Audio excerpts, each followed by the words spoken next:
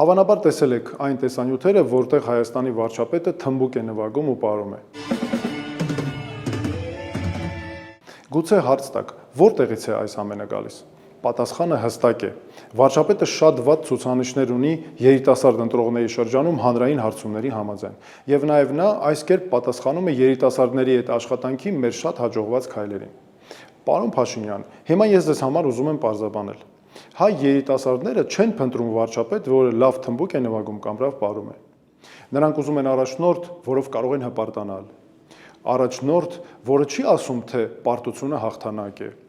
Առաջնորդ, որը հասկանում է, որ խաղաղություն հնարավոր է միայն ուժի եւ արդարության պայմաններում։ Առաջնորդ, որը վերջ կդնի իր երկրի շարունակական նվաստացմանը։ Եվ ամենակարևորը առաջնորդ, որը չի ստանում հրամաններ օտար բռնապետերից։ Իմ ուղերձը երիտասարդ ընտրողներին հետևյալն է։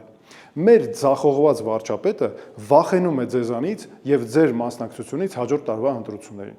Եթե դուք մեծ թվով մասնակցեք հաջորդ տարվա ընտրություններին եւ ձեր ձեռքը վերցնեք երկրի ճակատագիրը, ապա մենք հաջորդ տարի արդեն կունենանք նոր կառավարություն ու նոր Հայաստան։